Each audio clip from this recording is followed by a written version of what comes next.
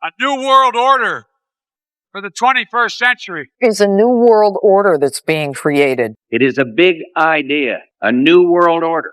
Yang berlaku konspirasi begitu banyak hari ini, tujuannya satu, tidak ada lain, iaitu untuk menginstalkan sebuah kerajaan memerintah dunia di pusat pemerintahan dunia di Baitul Maqdis, yang mana yang akan dikuasai oleh seorang raja yang disebut sebagai Mesiah oleh Bani Israel, yang dirujuk sebagai Dajjal oleh kita. Itu tujuan asal keseluruhan siri konspirasi sebenarnya, untuk membincangkan, untuk membongkarkan segala penipuan mereka untuk masuk mendiami tanah dan memerintah dunia di Baitul Maqdis. Once the Messiah reveals himself, he will accomplish a designated mission of getting the Jews back to Israel, rebuilding the temple, and hopefully establishing world peace. One world government dan istilah New World Order ini yang dipopularkan oleh golongan pengkaji konspirasi bukanlah direka oleh golongan ini sendiri.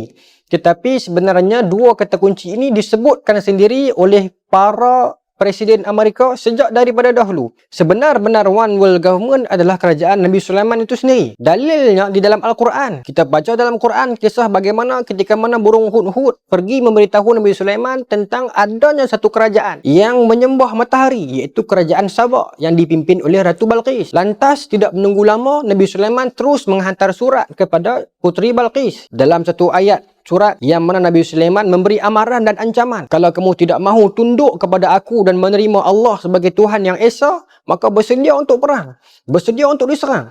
Kalau kita cuba untuk selarikan ayat ini dengan dunia hari ini, kita akan rasakan macam tidak adil. Bagaimana satu kerajaan lain boleh memberi ancaman, amaran kepada kerajaan lain kerana tidak ikut agamanya? Maka jelas kerajaan Nabi Sulaiman adalah kerajaan One World Government, iaitu kerajaan yang memerintah dunia. Kerajaan-kerajaan yang lain kena turut ikut tunduk di bawahnya. Itulah yang cuba ditiru oleh Amerika, Yahudi hari ini, iaitu mereka ingin kontrol dunia. Yang pertamanya, mereka memomokkan idea Solomon Temple. Yang keduanya, mereka akan pastikan pusat pemerintahan mereka itu terletak tepat di mana tempat pusat pemerintahan Nabi Sulaiman dulu. Firman Allah Subhanahu wa taala, "Walaqad fatanna Sulaiman wa alqaina ala kursihi jasada." Sesungguhnya kami benar-benar menguji Sulaiman. Wa alqaina ala kursihi, kami lontarkan, kami lemparkan di atas takhta pemerintahannya itu satu jasad.